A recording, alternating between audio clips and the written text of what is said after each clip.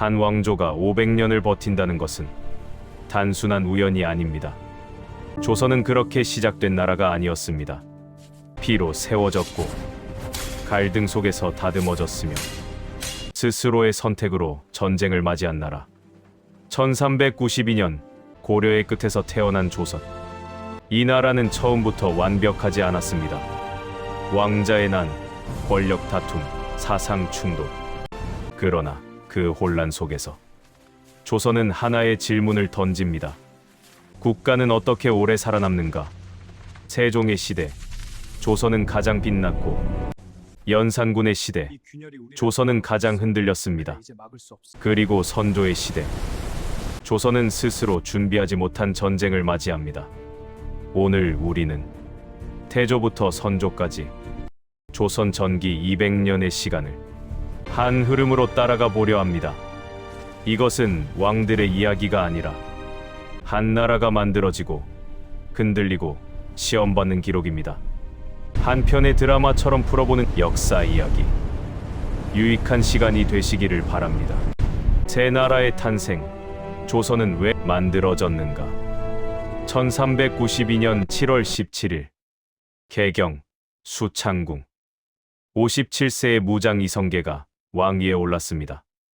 이 순간 474년간 지속되던 고려 왕조는 역사 속으로 사라졌고 한반도에는 새로운 나라, 조선이 탄생했습니다.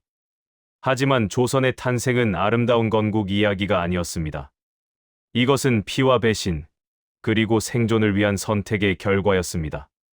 조선은 왜 만들어져야 했을까요? 그리고 그 시작은 어떤 의미를 가지고 있을까요? 오늘 우리는 조선 전기의 시작, 나라가 무너지고 새로운 왕조가 세워지는 그 순간으로 돌아갑니다. 14세기 말, 고려는 이미 나라의 형태를 잃어가고 있었습니다.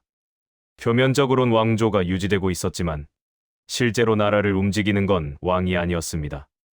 권문세족. 원나라의 간섭기를 거치며 형성된 이 거대한 귀족 집단은 왕을 능가하는 권력을 가지고 있었습니다. 그들은 불법으로 토지를 확대했고 백성의 재산을 강탈했으며 국가의 세금 체계를 무너뜨렸습니다.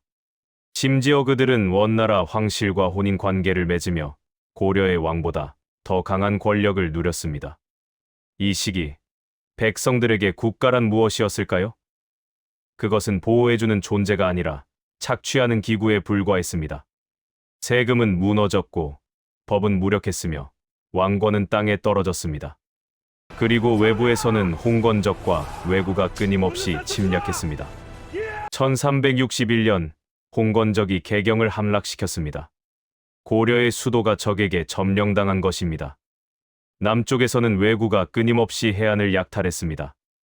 백성들은 안전한 곳이 없었고 나라는 그들을 지켜줄 힘이 없었습니다. 공민왕은 개혁을 시도했습니다. 신돈을 등용해 전민변정도감을 설치하고 권문세족의 불법 토지를 환수하려 했습니다. 하지만 결과는 어땠습니까? 신돈은 제거되었고 공민왕은 시해당했으며 개혁은 실패로 끝났습니다.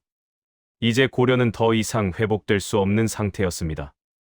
문제는 시스템이 아니라 시스템을 움직이는 사람들이었습니다. 권문세족은 국가를 사유 재산처럼 취급했고 왕은 그들을 제어할 힘이 없었습니다. 이 무너진 나라를 구할 수 있는 방법은 무엇이었을까요?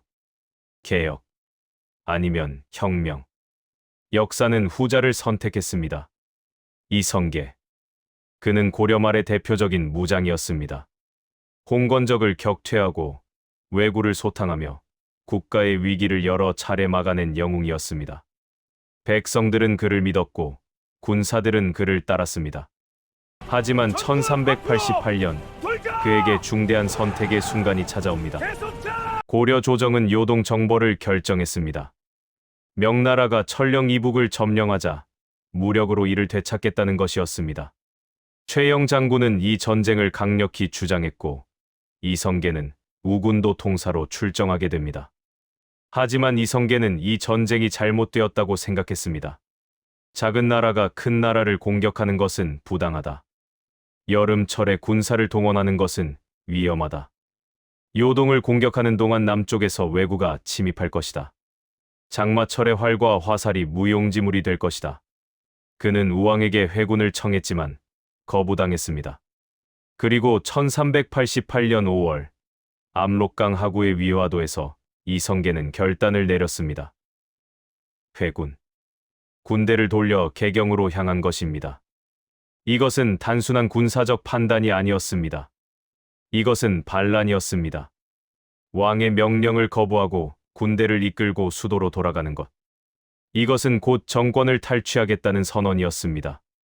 개경에 돌아온 이성계는 최영을 제거하고 우왕을 폐위시켰으며 창왕을 옹립했습니다. 그리고 마침내 1392년 그는 공양왕으로부터 왕위를 물려받습니다. 조선의 탄생. 하지만 이것은 평화로운 선양이 아니었습니다. 이것은 무력으로 쟁취한 권력이었고 피로 얼룩진 시작이었습니다. 이성계 혼자서는 나라를 세울 수 없었습니다. 그에게는 동지가 필요했습니다. 그리고 그 중심에 정도전이 있었습니다. 정도전. 그는 신진사대부 출신의 유학자였습니다. 고려의 부패와 권문세족의 횡포를 목격하며 성장한 그는 성리학을 바탕으로 새로운 국가를 꿈꿨습니다. 그가 원한 것은 단순한 왕조 교체가 아니었습니다. 그는 국가 시스템 자체를 바꾸고 싶었습니다. 불교 국가에서 유교 국가로, 귀족 중심에서 관료 중심으로, 세습 권력에서 능력 중심으로. 정도전은 조선 경국전을 저술하며 새로운 나라의 설계도를 그렸습니다. 그는 재상 중심의 정치를 추구했습니다. 왕이 절대 권력을 가지는 것이 아니라 유능한 신하들이 도평이사사에서 정책을 결정하고 왕은 이를 승인하는 형태를 원했습니다. 그는 불교를 비판하는 불시자변을 썼습니다. 불교가 고려를 부패하게 만들었다고 믿었던 그는 유교 성리학을 국가의 근간으로 삼고자 했습니다. 그는 한양으로 천도하고 도성을 쌓았습니다. 새로운 나라에는 새로운 수도가 필요했습니다. 정도전의 조선은 이상적인 유교 국가였습니다. 그것은 백성을 위한 나라였고 능력 있는 자가 정치를 하는 나라였으며 법과 제도가 지배하는 나라였습니다. 하지만 현실은 달랐습니다. 왕이 된 이성계에게는 8명의 아들이 있었고 그들 사이에는 권력을 둘러싼 갈등이 있었습니다. 정도전은 막내 방석을 세자로 세웠습니다. 그는 왕권보다 재상권을 강화하기 위해 약한 왕을 원했을지도 모릅니다. 하지만 다섯째 아들 이방원은 달랐습니다. 그는 조선 건국 과정에서 핵심 역할을 했지만 정작 권력의 중심에서 배제되었습니다. 그리고 1398년 8월 조선 건국 6년 만에 피해 사건이 벌어집니다. 이방원은 사병을 동원해 정도전을 습격했습니다. 그날 밤 정도전과 남은 심요생, 박위 등 개국 공신들이 살해당했습니다. 세자 방석은 폐위되어 귀양 가던 중 죽임을 당했고 그의 형 방번도 함께 처형되었습니다. 조선 건국의 설계자 정도전은 이렇게 사라졌습니다. 그가 꿈꿨던 재상 중심의 정치는 무너졌고 그가 세우려 했던 유교 이상 국가는 좌절되었습니다. 이방원은 동복형 방거를 왕위에 올렸습니다. 정종입니다.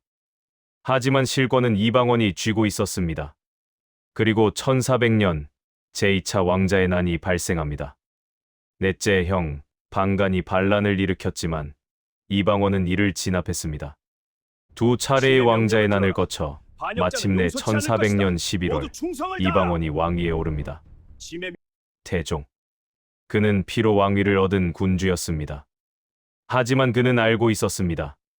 자신이 사병으로 왕이 되었듯 누군가 또 사병으로 자신을 무너뜨릴 수 있다는 것을. 그래서 그는 결단을 내렸습니다. 사병, 혁파, 공신과 종친이 보유한 모든 사병을 회수하고 군권을 3군부로 일원화했습니다. 더 이상 개인이 군사를 가질 수 없도록 한 것입니다. 그는 도평이 사사를 폐지하고 의정부를 설립했습니다. 승정원을 두어 왕명의 출납을 관장하게 했습니다. 그는 호패법을 실시해 백성을 파악하고 세금 체계를 강화했습니다. 그는 자신의 처가와 외척까지도 숙청했습니다. 왕권을 위협할 수 있는 모든 세력을 제거한 것입니다. 태종은 냉혹했습니다. 하지만 그의 냉혹함은 왕권을 지키기 위한 것이었습니다. 그가 추구한 것은 정도전의 이상이 아니었습니다. 그것은 강력한 왕권이었고 중앙집권 국가였으며 안정적인 통치 시스템이었습니다. 그리고 그는 성공했습니다. 태종대에 이르러 조선은 비로소 안정적인 왕조의 모습을 갖추게 됩니다. 조선은 이상이 아니라 생존을 위해 태어난 나라였다. 조선의 시작은 찬란하지 않았습니다. 그것은 무너진 나라의 폐허 위에 세워졌고 피와 배신 속에서 형성되었으며 이상과 현실의 충돌 속에서 탄생했습니다. 이 성계는 영웅이 아니라 선택을 한 무장이었습니다. 정도전은 성인이 아니라 실패한 이상주의자였습니다. 이방원은 폭군이 아니라 생존한 현실주의자였습니다. 조선은 누군가의 꿈이 아니라 생존을 위한 필연이었습니다. 고려는 더 이상 지속될 수 없었고 새로운 시스템이 필요했으며 누군가는 그 역할을 해야 했습니다. 그래서 조선이 탄생했습니다. 완벽하지 않았지만 그들은 최선을 다했습니다. 정도전은 이상을 꿈꿨고 이방원은 현실을 선택했으며 태종은 시스템을 완성했습니다. 그리고 그 위에서 조선은 500년의 역사를 시작합니다. 1418년 8월 10일 22세의 젊은 왕자가 왕위에 올랐습니다. 그의 이름은 충녕대군, 훗날 세종으로 불리게 될 인물입니다. 아버지 태종은 냉혹한 군주였습니다. 피로 권력을 쟁취했고 무자비하게 왕권을 강화했던 사람. 하지만 그는 아들에게 안정된 나라를 물려주었습니다. 사병은 혁파되었고 군권은 왕에게 집중되었으며 통치 시스템은 완성되어 있었습니다. 세종은 완성된 시스템 위에서 새로운 시대를 열었습니다. 아버지가 뿌린 씨앗을 그는 꽃으로 피워냈습니다. 그리고 조선은 가장 찬란한 황금기를 맞이합니다. 오늘 우리는 조선이 가장 이상에 가까웠던 시대를 만납니다. 세종부터 성종까지 조선이 완성되고 빛나고 정착되는 그 순간들을. 세종은 특별한 왕이었습니다. 그는 군사력으로 권력을 얻지 않았고 정치적 음모로 왕위를 차지하지 않았습니다. 그는 아버지의 선택으로 왕이 되었습니다. 태종은 셋째 아들 충녕의 재능을 보았고 그에게 왕위를 물려주었습니다. 세종은 즉위하자마자 물었습니다. 나라는 누구를 위한 것인가? 이 질문의 답은 명확했습니다. 백성입니다. 세종에게 국가는 권력의 도구가 아니라 백성을 위한 시스템이었습니다. 그리고 그는 이 철학을 실천했습니다. 1443년 세종은 28자의 새로운 문자를 창제했습니다. 훈민정음, 백성을 가르치는 바른 소리. 중국의 한자를 쓸 수 없는 백성들이 자신의 생각을 표현할 수 있도록 만든 문자였습니다. 당시 신하들은 반대했습니다. 중국 문자를 버리는 것은 오랑캐가 되는 것이라고. 하지만 세종은 물러서지 않았습니다. 우리나라 말이 중국과 달라 한자로는 서로 통하지 못하니 어리석은 백성이 말하고자 하는 바가 있어도 끝내 제 뜻을 펼치지 못하는 사람이 많다. 내가 이를 불쌍히 여겨 새로 28자를 만드니 사람마다 쉽게 익혀 날마다 쓰기 편하게 하고자 할 따름이다. 이것은 단순한 문자가 아니었습니다. 이것은 혁명이었습니다. 백성을 국가의 주체로 끌어올린 것입니다. 세종은 과학에도 투자했습니다.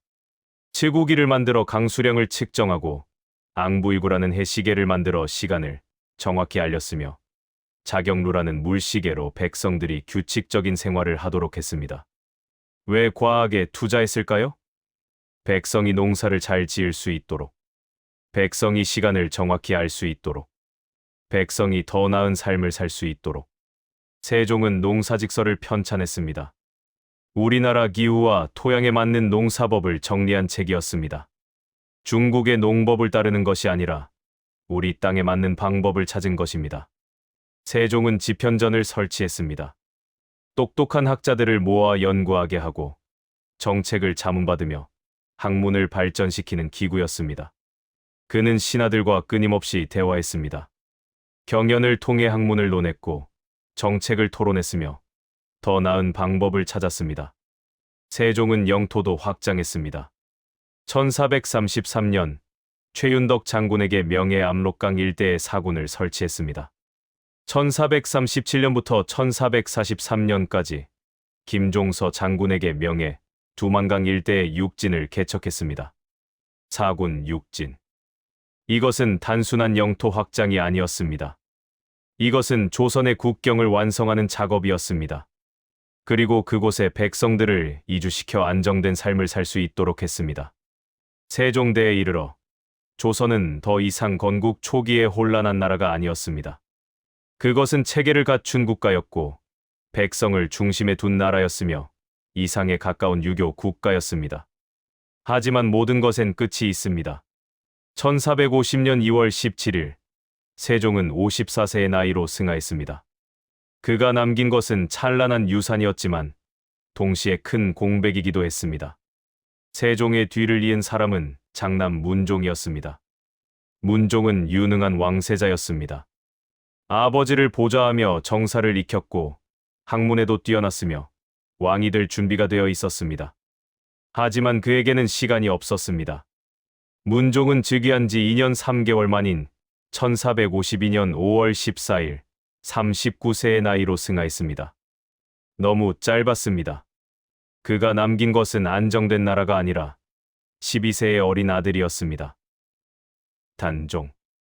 1452년 7월 25일 12세의 소년이 조선의 왕위에 올랐습니다. 세종과 문종이 쌓아올린 안정은 순식간에 흔들렸습니다. 어린 왕을 보좌하기 위해 고명 대신들이 세워졌습니다. 김종서, 황보인 등이 정사를 주관했습니다. 하지만 그들이 간과한 것이 있었습니다. 세종의 둘째 아들, 수양대군의 야망을. 1453년 10월 10일 밤, 수양대군은 무력으로 쿠데타를 일으켰습니다. 계유정난. 김종서의 집을 습격해 살해했고 황보인과 여러 대신들을 제거했으며 하룻밤 만에 권력을 장악했습니다. 단종은 왕이었지만 권력이 없었습니다. 1455년 윤 6월 11일 단종은 수양대군에게 왕위를 양위했습니다. 아니, 빼앗겼습니다. 세조의 탄생. 하지만 이것은 평화로운 왕위 계승이 아니었습니다. 1456년 사육신이 단종 복위를 시도했습니다. 성삼문, 박팽년, 하위지, 이계, 유성원, 유응부. 그들은 실패했고 처형당했습니다. 1457년 10월 21일 단종은 강원도 영월로 유배되었고 그곳에서 사사되었습니다. 17세의 나이였습니다. 조선은 다시 한번 피를 흘렸습니다. 왕자의 난 이후 50년 만에 다시 권력을 위한 사륙이 벌어진 것입니다. 세종이 쌓아올린 이상은 흔들렸습니다. 하지만 시스템은 무너지지 않았습니다. 세조는 찬탈자였습니다. 하지만 그는 무능한 왕이 아니었습니다. 오히려 그는 매우 유능한 군주였습니다. 세조는 왕권을 강화했습니다. 의정부 서사제를 폐지하고 육조 직계제를 실시했습니다. 왕이 직접 육조를 통제하는 시스템이었습니다.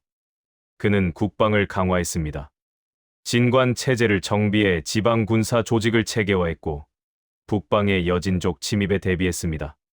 그는 법전 편찬을 시작했습니다. 경국대전의 기초 작업이 세조대에 시작되었습니다. 세조는 자신의 정통성 문제를 알고 있었습니다. 그래서 더욱 강력하게 국가를 운영했습니다. 그는 불교를 후원했습니다. 유교 국가 조선에서 이단인 불교를 지원한 것은 자신의 죄를 씻고 싶었던 마음 때문이었을지도 모릅니다. 1468년 9월 8일 세조는 52세의 나이로 승하했습니다. 그의 뒤를 이은 예종은 즉위한 지 1년 2개월 만에 승하했습니다. 20세의 젊은 나이였습니다. 조선 왕실은 다시 혼란에 빠질 뻔했습니다. 하지만 이번에는 달랐습니다. 1469년 11월 28일 13세의 소년이 왕위에 올랐습니다. 성종. 예종의 조카이자 세조의 손자였습니다. 또 다시 어린 왕이었습니다. 하지만 이번에는 시스템이 작동했습니다. 대비 정의왕후가 수렴청정을 했고 신하들이 안정적으로 정사를 보좌했습니다. 계유정난의 비극은 반복되지 않았습니다. 성종은 성장했고 유능한 군주가 되었습니다. 그는 세종의 이상을 계승했습니다. 1485년 성종은 경국대전을 완성하고 반포했습니다. 경국대전. 조선의 통치 규범이자 500년을 지배할 법전이었습니다. 이전, 호, 예, 병, 형, 공 6전으로 구성된 이 법전은 조선이라는 국가의 설계도였습니다. 경국대전의 완성은 무엇을 의미했을까요? 조선이라는 실험이 성공했다는 것입니다. 태조가 건국하고, 태종이 왕권을 세우고, 세종이 이상을 꿈꾸고, 세조가 시스템을 지키고, 성종이 완성한 나라. 그것이 조선이었습니다. 성종은 홍문관을 설치했습니다. 세종대의 지편전을 계승한 기구였습니다. 학문을 연구하고 왕에게 자문하며 경연을 담당하는 곳이었습니다. 성종은 사림을 등용했습니다. 훈구 세력만이 아니라 지방에서 성리학을 연구하던 신진학자들을 불러들였습니다. 김종직, 김갱필, 정여창 등의 사림파가 중앙 정계에 진출했습니다. 이것은 새로운 시작이었습니다. 유교 이념이 더욱 심화되고 학문적 수준이 높아졌으며 이상적인 정치를 추구하는 흐름이 생겼습니다. 성종대에 이르러 조선은 완성되었습니다. 법전이 있었고 제도가 정비되었으며 유교 질서가 정착했습니다. 백성들은 안정적인 삶을 살았고 나라는 평화로웠으며 문화는 꽃피었습니다. 1494년 12월 24일 성종은 38세의 나이로 승하했습니다. 그가 남긴 것은 완성된 나라였습니다. 그 조선은 이 시기에 가장 이상에 가까웠다. 세종부터 성종까지 약 76년의 시간. 이 시기 조선은 가장 빛났습니다. 왕들은 유능했고 신하들은 충직했으며 백성들은 보살핌을 받았습니다. 세종은 백성을 국가의 중심에 두었습니다. 문종은 짧았지만 성실했습니다. 단종은 희생되었지만 시스템은 남았습니다. 세조는 찬탈자였지만 국가를 지켰습니다. 예종은 짧았지만 안정을 이어갔습니다. 성종은 모든 것을 완성했습니다. 이 시기 조선은 정말로 이상적인 유교 국가에 가까웠습니다. 경국대전이라는 법전이 있었고 훈민정음이라는 문자가 있었으며 치국이와 해시계라는 과학이 있었습니다. 사군 육진으로 국경이 안정되었고 지편전과 홍문관으로 학문이 발전했으며 백성들은 농사를 짓고 평화롭게 살았습니다. 하지만 이 황금기도 영원하지 않았습니다. 성종이 남긴 것은 완성된 시스템이었지만 동시에 견고한 틀이기도 했습니다. 그리고 그 틀 안에서 새로운 갈등이 싹트기 시작했습니다. 훈구와 사림, 외척과 왕실, 이념과 현실. 조선은 완성되었지만 그 완성은 정체를 의미하기도 했습니다. 그리고 그 다음 세대는 이 완성된 시스템을 어떻게 운영할 것인가를 놓고 치열하게 싸우기 시작합니다. 황금기는 끝나갑니다. 이제 조선은 균열의 시대로 접어듭니다. 1494년 연산군이 조선의 10대 왕으로 즉위합니다. 그는 세종대왕의 증손자였고 성종의 아들이었습니다. 그의 앞에는 100년 동안 쌓아올린 조선의 유산이 놓여 있었습니다. 훈민정음, 경국대전, 안정된 통치 시스템. 누구보다 좋은 조건에서 출발한 왕이었습니다. 하지만 그는 조선 역사상 가장 파괴적인 군주가 됩니다. 무엇이 잘못된 걸까요?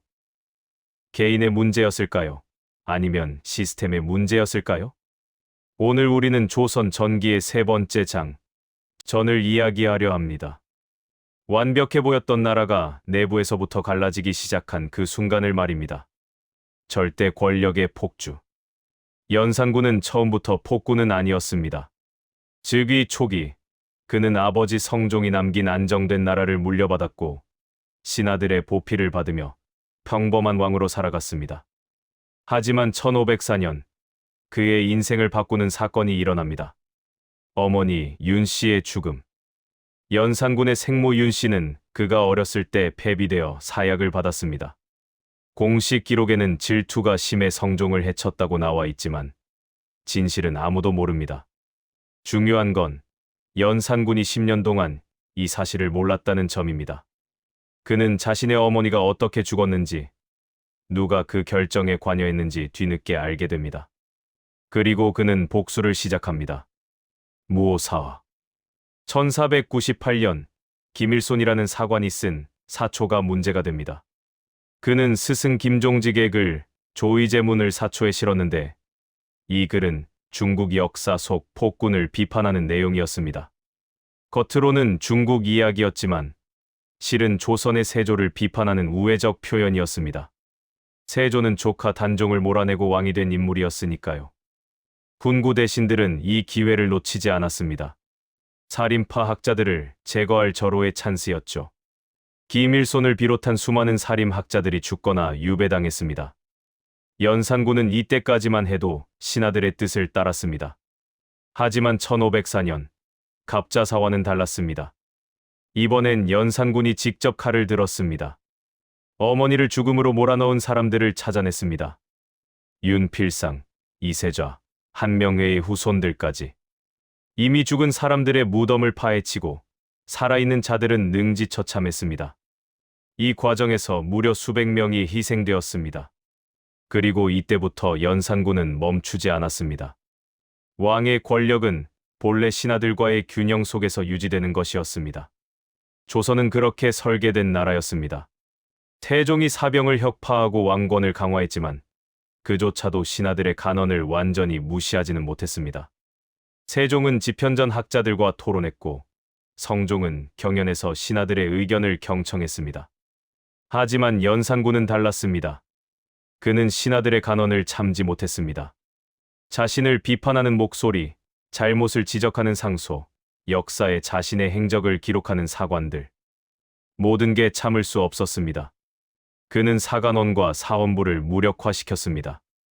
언론기관이었던 이 기구들은 왕을 견제하는 역할을 했지만 연산군은 그들의 입을 막았습니다. 사초를 쓰는 사관들에게는 왕이 보는 앞에서만 기록하라고 명령했습니다. 역사마저 통제하려 한 겁니다. 그리고 그는 백성들에게서 토지를 빼앗아 사냥터를 만들었습니다.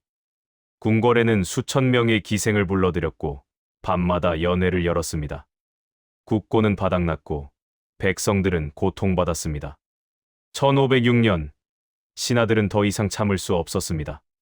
박원종, 성희안, 유순정을 중심으로 한 반정 세력이 움직입니다. 그들은 연산군을 폐위시키고 그의 이복 동생 진성대군을 왕으로 옹립합니다. 중종반정. 조선 역사상 처음으로 신하들이 왕을 끌어내린 사건이었습니다. 연산군은 강화도로 유배되어 2달 만에 죽습니다. 그의 나이 31세였습니다. 중종은 복잡한 왕이었습니다. 그는 스스로 왕이 되려고 한 게 아니었습니다. 신하들이 형을 몰아내고 그를 옹립한 겁니다. 왕위는 하늘의 명이 아니라 인간의 선택으로 주어진 것이었습니다. 그래서 중종은 늘 불안했습니다. 자신을 왕으로 만든 공신들, 그들의 눈치를 봐야 했습니다. 박원종, 유순정, 성희안. 이들은 반정공신이라는 이름으로 막대한 권력을 손에 쥐었습니다. 그들은 왕을 만든 사람들이었고 따라서 왕을 끌어내릴 수도 있는 사람들이었습니다. 중종은 알고 있었습니다. 자신이 진짜 왕이 되려면 이 공신들로부터 벗어나야 한다는 것을요. 그래서 그는 새로운 세력을 끌어들입니다. 살인파였습니다. 살인파는 성리학을 깊이 연구한 학자들이었습니다. 그들은 지방에서 후학을 양성하며 성종 때부터 중앙 정계에 진출하기 시작했습니다. 하지만 무오사화와 갑자사화를 거치며 큰 타격을 입었죠. 많은 이들이 죽거나 낙향했습니다. 중종은 이들을 다시 불러들였습니다. 조광조를 비롯한 젊은 살인학자들이 중앙으로 돌아왔습니다. 그들은 열정적이었습니다. 부패한 훈구 대신들을 몰아내고 이상적인 유교 국가를 만들겠다는 포부를 가지고 있었습니다. 조광조는 급진적이었습니다. 그는 위훈 삭제를 주장했습니다. 반정공신 중 공이 없는 자들의 훈작을 빼앗자는 것이었습니다. 또한 소격서 혁파를 주장했습니다. 소격서는 도교 의식을 담당하는 기관이었는데 조광조는 이를 미신으로 보고 없애야 한다고 주장했습니다. 중종은 처음에는 조광조를 지지했습니다. 살인파의 개혁은 공신 세력을 견제하는 수단이었으니까요. 하지만 조광조는 너무 빨리 너무 많은 것을 바꾸려 했습니다. 1519년 기묘사화가 일어납니다. 훈구 대신들은 반격했습니다. 그들은 조광조 일파가 왕을 무시하고 권력을 독차지하려 한다고 중종을 설득했습니다. 중종은 흔들렸습니다. 조광조가 정말 자신을 위한 것인가? 아니면 자신의 이상만을 추구하는 것인가? 결국 중종은 칼을 뽑았습니다. 조광조와 그의 동료들은 사약을 받았습니다. 개혁은 좌절되었고 살인파는 다시 한번 큰 타격을 입었습니다. 그러나 이 사건은 단순히 한 개혁가의 죽음이 아니었습니다. 이것은 조선 사회가 스스로를 바꿀 수 없다는 것을 증명한 사건이었습니다. 왕은 개혁을 원했지만 끝까지 밀어붙일 힘이 없었습니다. 신하들은 변화를 말했지만 현실의 권력 앞에서 무너졌습니다. 중종은 재위 38년 동안 왕좌에 앉아 있었지만 진정한 왕이 되지 못했습니다. 그는 공신들과 살인파 사이에서 줄타기를 했고 결국 둘 다 잃었습니다. 1544년 중종이 죽습니다. 그가 남긴 것은 분열된 조정, 좌절된 개혁, 그리고 반복되는 사화의 기억이었습니다. 끝나지 않는 피해 역사. 중종의 뒤를 이어 인종이 즉위합니다. 하지만 그는 재위 8개월 만에 죽습니다. 그리고 그의 이복동생 명종이 왕이 됩니다. 명종은 즉위할 때 겨우 12세였습니다. 어린 왕 뒤에는 수렴청정을 하는 문정왕후가 있었습니다. 그리고 그녀의 동생 윤원영이 실권을 쥐었습니다.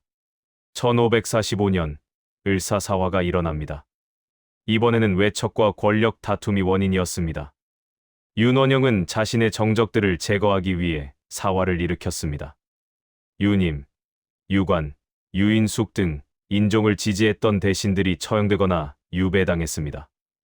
4번의 사화, 무오사화, 갑자사화, 기묘사화, 을사사화. 50년도 안 되는 시간 동안 4번의 대규모 숙청이 일어난 겁니다. 수백 명의 학자와 관료들이 죽었습니다. 왜 이런 일이 반복되었을까요? 조선의 시스템에는 근본적인 결함이 있었습니다. 왕권과 신권의 균형은 이론상으로는 아름다웠지만 현실에서는 끊임없는 충돌을 낳았습니다. 왕은 절대 권력을 원했고 신하들은 왕을 견제하려 했습니다. 그 과정에서 타협이 아닌 제거가 선택되었습니다. 또한 조선은 당파 싸움을 막을 제도적 장치가 없었습니다. 훈구와 사림, 동인과 서인, 남인과 북인, 끝없이 나뉘고 갈라졌습니다. 그리고 그들은 상대를 설득하는 대신 제거하려 했습니다. 명종 시대는 외척 정치의 시대였습니다. 문정왕후와 윤원영이 권력을 쥐었고 왕은 허수아비였습니다. 국정은 문란했고 백성들의 삶은 피폐해졌습니다. 1565년 문정왕후가 죽습니다. 그리고 윤원영은 몰락합니다.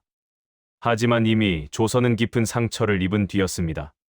1567년 명종이 후사 없이 죽습니다. 반개 혈통이었던 하성군이 왕위에 오릅니다. 선조입니다. 선조는 학문을 좋아하는 왕이었습니다. 그는 살인파를 적극 등용했습니다. 이황, 이이 같은 대학자들이 조정에 영향력을 행사했고 그들의 제자들이 중앙 정계로 진출했습니다. 하지만 여기서 새로운 문제가 생깁니다. 살인파 내부의 분열이었습니다. 1575년 동인과 서인으로 나뉩니다. 처음에는 인사 문제를 두고 의견이 갈렸습니다. 김요원과 심의겸이라는 두 관료의 다툼이었습니다. 사소한 일이었지만 그 뒤에는 깊은 철학적, 정치적 차이가 있었습니다. 동인은 주로 이황의 제자들이었습니다. 그들은 이상주의적이었고 명분을 중시했습니다. 서인은 이이의 영향을 받았습니다. 그들은 현실주의적이었고 실용을 중시했습니다. 처음에는 건강한 경쟁이었습니다. 서로 다른 관점에서 국가를 논했고 그것은 발전의 원동력이 될 수도 있었습니다. 하지만 조선의 정치 문화는 다원성을 허용하지 않았습니다. 옳고 그름, 선과 악, 극과 백, 중간은 없었습니다. 상대방은 틀렸고 따라서 제거되어야 했습니다. 붕당 정치는 이렇게 시작되었습니다. 그리고 이것은 앞으로 조선을 300년 동안 괴롭힐 병이 됩니다. 정치가 분열되는 동안 조선의 국방은 약해지고 있었습니다. 16세기 말 동아시아의 정세는 급변하고 있었습니다. 북쪽에서는 여진족이 세력을 키우고 있었고 남쪽에서는 일본이 통일을 완성했습니다. 도요토미 히데요시는 일본 전국을 통일한 뒤 대륙 침략의 야심을 품고 있었습니다. 그런데 조선은 준비가 되어 있지 않았습니다. 세종과 세조 시대에 정비된 군사 제도는 이미 무너진 지 오래였습니다. 양반들은 군역을 회피했고 군포를 내는 것으로 대신했습니다. 군대는 제대로 훈련받지 못했고 무기는 낡았으며 성곽은 방치되었습니다. 일부 신하들은 경고했습니다. 류성룡은 일본의 위협을 경고했고 이순신은 수군을 정비했습니다. 하지만 조정은 듣지 않았습니다.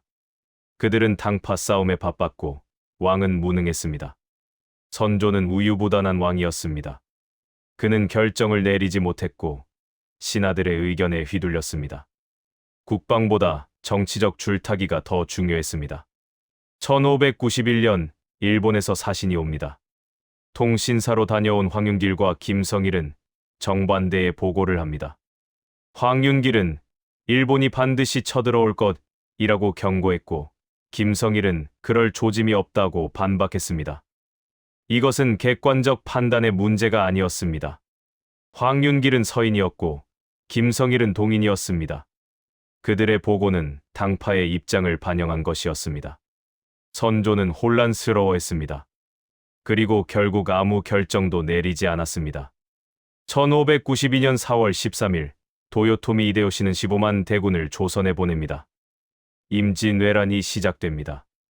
전기는 이렇게 끝이 납니다. 전쟁으로. 연산군부터 선조까지 이 시기는 조선이 스스로를 파괴한 시간이었습니다. 완벽하게 설계된 시스템, 훌륭한 이념, 뛰어난 인재들, 모든 게 있었습니다. 하지만 그들은 서로를 믿지 못했습니다. 왕은 신하를 의심했고 신하는 왕을 견제했습니다. 훈군은 사림을 제거했고 사림은 다시 나뉘어 싸웠습니다. 4번의 사화, 무너진 개혁, 분열된 붕당, 그리고 방치된 국방. 이 모든 것의 결과가 임진왜란이었습니다. 조선은 잘 만들어진 나라였습니다. 하지만 변화에 대비하지 못했습니다.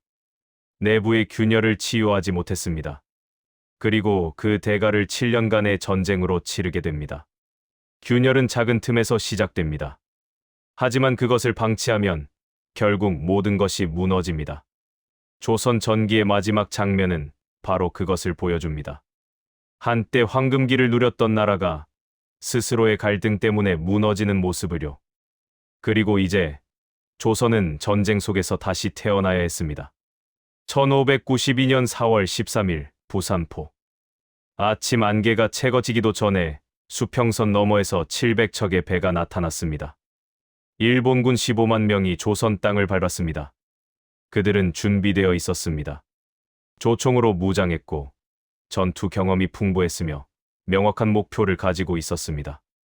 조선은 준비되어 있지 않았습니다. 부산 진첨사 정벌은 단 며칠 만에 전사했습니다.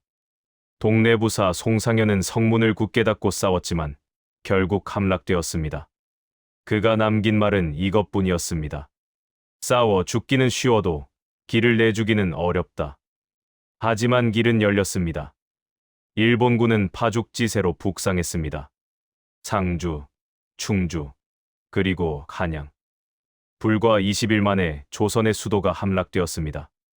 100년 동안 쌓아올린 조선 전기의 시스템은 단 20일 만에 무너졌습니다. 오늘 우리는 조선 전기의 마지막 장, 결을 이야기하려 합니다. 어떻게 한 나라가 이렇게 빠르게 무너질 수 있었는지, 그리고 그 폐허 속에서 무엇이 살아남았는지를 말입니다. 1592년 4월 30일 새벽, 선조는 한양을 버립니다. 왕이 도망간다는 소식이 퍼지자 도성은 순식간에 혼란에 빠졌습니다. 백성들은 궁궐로 몰려들었습니다. 그들은 창고를 부수고 곡식을 가져갔습니다. 분노한 군중들은 노비 문서를 보관한 장혜원에 불을 질렀습니다. 신분제는 그렇게 무너졌습니다. 적어도 그 순간만큼은. 선조는 북쪽으로 달렸습니다. 개성을 거쳐 평양으로, 평양마저 함락되자 의주까지, 압록강 건너 명나라로 망명하려던 순간 신하들이 간신히 붙잡았습니다. 왕의 권위는 땅에 떨어졌습니다. 백성들은 왕을 원망했습니다. 왜 우리를 버리고 도망갔는가? 왜 우리를 지키지 않았는가? 선조는 변명했습니다. 나라를 보존하기 위해서였다. 왕조가 살아야 나라가 산다. 하지만 백성들에게 왕조와 나라는 이미 다른 것이었습니다. 왕조는 도망갔지만 나라는 여기 남아 있었습니다. 불타는 집, 죽어가는 가족, 약탈당하는 마을. 그것이 그들의 나라였습니다. 그리고 역설적이게도 왕이 버린 이 나라를 지킨 건 왕이 아니었습니다. 1592년 5월 경상도 의령, 곽재우라는 선비가 의병을 일으킵니다. 그는 홍의를 입고 나타났기에 홍의 장군이라 불렸습니다. 그의 군대는 100명도 안 되었지만 그들은 싸웠습니다. 일본군의 보급로를 끊고 기습 공격을 감행했습니다. 전라도에서는 김천일이, 충청도에서는 조원이, 경기도에서는 이정함이 의병을 일으켰습니다.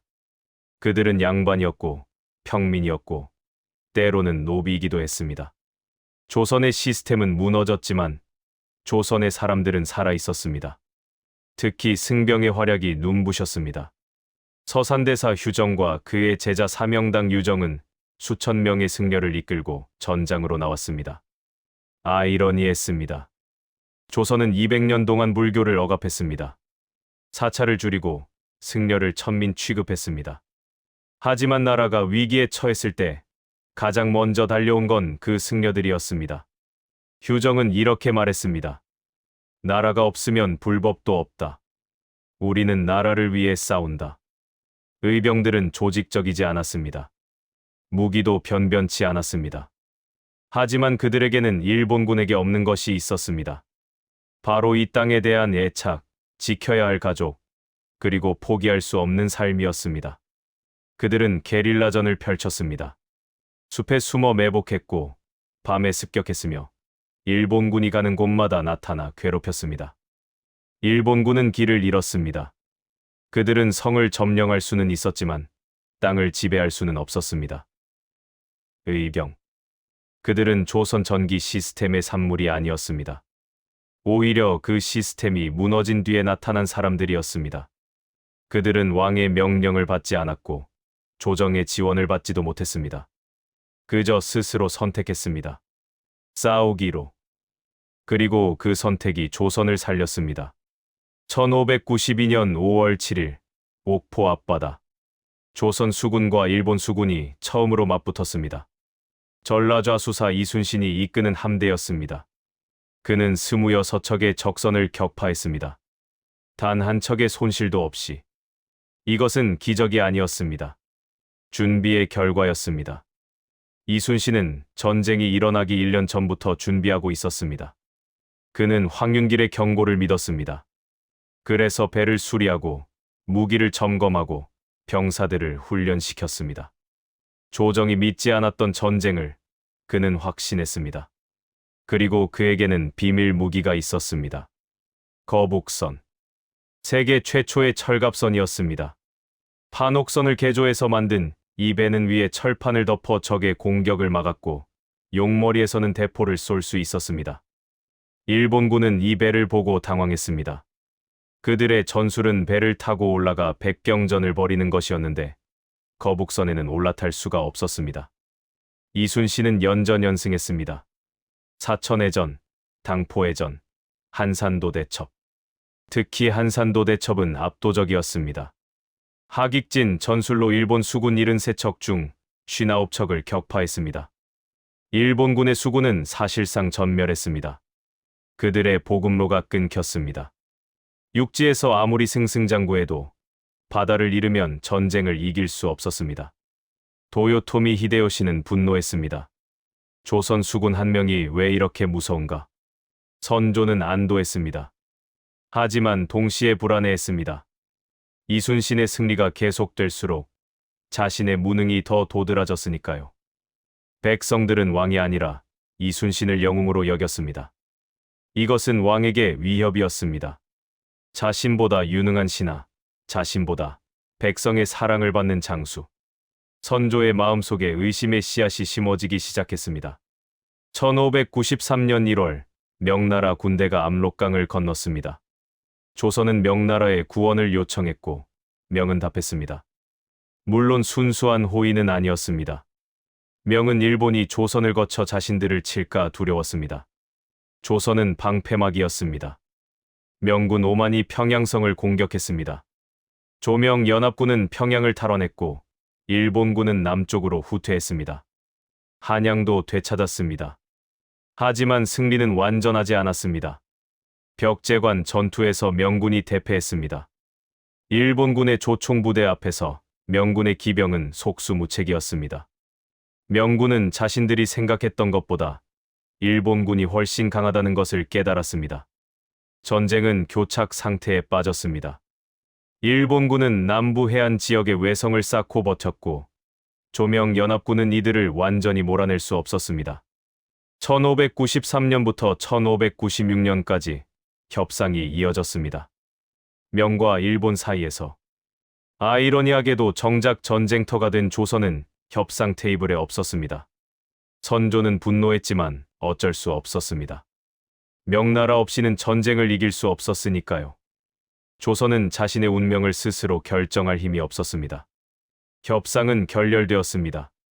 도요토미 히데요시는 명이 제시한 조건을 거부했습니다. 1597년 전쟁이 다시 시작되었습니다. 정유재란이었습니다. 1597년 재앙이 닥쳤습니다. 선조는 이순신을 파면했습니다. 일본군의 가짜 정보를 믿은 조정은 이순신에게 출전 명령을 내렸고 이순신은 거부했습니다. 이것은 함정입니다. 나가면 안 됩니다. 하지만 선조는 듣지 않았습니다. 그리고 이순신을 역모 혐의로 체포했습니다. 후임으로 원균이 임명되었습니다. 원균은 자신감에 차 있었습니다. 그는 칠천량 해전에서 일본 수군과 맞붙었습니다. 조선 수군은 전멸했습니다. 200여 척의 배 중 12척만 살아남았습니다. 원균은 전사했습니다. 7년간 지켜온 바다가 단 하루 만에 무너졌습니다. 선조는 다시 이순신을 불렀습니다. 수군을 재건하라. 이순신에게 남은 건 12척의 배와 120명의 병사뿐이었습니다. 신하들은 수군을 포기하고 육군에 합류하라고 조언했습니다. 하지만 이순신은 말했습니다. 아직 신에게는 12척의 배가 남아 있습니다. 1597년 9월 16일 명량해전. 이순신은 12척의 배로 133척의 일본 함대를 막아섰습니다. 상식적으로 불가능한 싸움이었습니다. 하지만 그는 명량 해협의 좁은 물길과 빠른 조류를 이용했습니다. 일본 배들은 서로 엉키고 혼란에 빠졌습니다. 이순신은 31척의 적선을 격파했습니다. 조선 수군은 단 한 척도 잃지 않았습니다. 이것은 전술의 승리이자 의지의 승리였습니다. 1598년 8월 도요토미 히데요시가 죽었습니다. 일본군은 철수 명령을 받았습니다. 그해 11월 노량해전이 벌어졌습니다. 이순신은 후퇴하는 일본군을 끝까지 추격했습니다. 전투는 치열했습니다. 그리고 그날 새벽 이순신은 적의 탄환에 맞았습니다. 싸움이 급하니 나의 죽음을 알리지 말라. 그것이 그의 마지막 말이었습니다. 그는 53세의 나이로 전장에서 숨을 거두었습니다. 전쟁은 끝났습니다. 7년간의 전쟁이었습니다. 일본군은 물러갔고 조선은 살아남았습니다. 하지만 그 대가는 참혹했습니다. 수십만 명이 죽었습니다. 정확한 숫자는 아무도 모릅니다. 전투에서 죽은 군인, 학살당한 백성, 굶어 죽은 노인과 아이들. 너무 많은 이들이 죽어서 셀 수조차 없었습니다. 경작지는 황폐해졌습니다. 논밭은 불타고 농기구는 파괴되었으며 농사지을 사람조차 남지 않았습니다. 기근이 찾아왔고 전염병이 돌았습니다. 문화재는 사라졌습니다. 불국사가 불탔고 경복궁이 재가 되었으며 수많은 서적과 예술품이 약탈당했습니다. 조선의 학자들과 기술자들이 일본으로 끌려갔습니다. 도공들은 일본 도자기 산업의 기초를 놓았고 인쇄공들은 일본의 활자 기술을 전했습니다. 조선의 자산이 통째로 일본으로 넘어간 것입니다. 그리고 더 큰 상처는 마음속에 있었습니다. 백성들은 왕을 믿지 않게 되었습니다. 위기의 순간에 도망간 왕, 자신들을 버린 조정. 그들은 더 이상 충성을 맹세하지 않았습니다. 양반 사회는 흔들렸습니다. 전쟁 중에 공을 세운 평민들과 노비들이 신분 상승을 요구했습니다. 신분제는 더 이상 철벽이 아니었습니다. 조선의 모든 시스템이 무너졌습니다. 조선 전기는 잘 설계된 나라였습니다. 경국대전이라는 법전이 있었고 유교라는 이념이 있었으며 뛰어난 인재들이 있었습니다. 그런데 왜 무너졌을까요? 첫째, 조선은 변화하지 못했습니다. 16세기 세계는 급변하고 있었습니다. 유럽에서는 대항해 시대가 열렸고 화약 무기가 발달했으며 자본주의가 싹트고 있었습니다. 일본은 100년간의 전국 시대를 거치며 실전 경험을 쌓았고 조총이라는 신무기를 받아들였습니다. 하지만 조선은 150년 동안 큰 전쟁이 없었습니다. 평화는 축복이었지만 동시에 나태함을 낳았습니다. 군사훈련은 형식적이었고 무기 개발은 정체되었으며 전략 연구는 책 속에만 있었습니다. 세상은 변했는데 조선은 그대로였습니다. 둘째, 조선은 분열되어 있었습니다. 50년 동안 4번의 사화가 일어났습니다. 수백 명의 학자와 관료가 숙청되었습니다. 동인과 서인으로 나뉘었고 다시 남인과 북인으로 갈라졌습니다. 그들은 나라의 미래보다 당파의 이익을 우선했습니다. 일본의 침략 위협 앞에서도 그들은 싸웠습니다.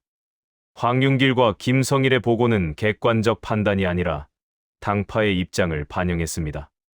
선조는 결정을 내리지 못했습니다. 나라가 하나가 되지 못했습니다. 셋째, 조선은 백성을 믿지 않았습니다. 조선의 시스템은 위에서 아래로 내려오는 구조였습니다. 왕과 양반이 다스리고 백성은 따르는 것. 백성은 국가의 주체가 아니라 대상이었습니다. 그래서 전쟁이 터졌을 때 조정은 백성을 동원할 생각을 하지 못했습니다. 오히려 도망갔습니다. 백성들은 버려졌습니다. 역설적이게도 나라를 살린 건 그 백성들이었습니다. 의병으로 일어난 백성, 승병으로 싸운 승려, 바다를 지킨 수군. 그들은 위로부터의 명령이 아니라 아래로부터의 선택으로 싸웠습니다. 조선 전기 시스템은 이들을 만들지 못했습니다. 이들은 그 시스템이 무너진 뒤에 나타났습니다. 전쟁이 끝났지만 선조의 고통은 계속되었습니다.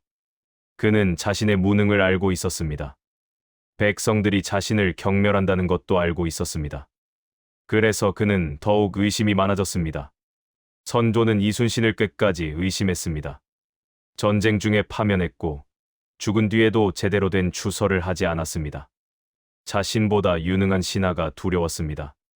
또한 그는 왕세자 광해군을 의심했습니다. 광해군은 전쟁 중에 분조를 이끌며 백성들과 함께 싸웠습니다. 그의 인기가 높아지자 선조는 불안해했습니다. 그래서 말년에 영창대군을 총애하며 왕세자를 바꾸려 했습니다. 조선을 살린 사람들을 의심하고 배제하고 견제했습니다. 1608년 선조가 죽습니다. 그는 재위 41년 동안 왕좌에 있었지만 존경받는 왕은 되지 못했습니다. 그의 뒤를 광해군이 이었습니다. 전쟁의 폐허를 물려받은 왕이었습니다. 조선 전기는 이렇게 끝났습니다.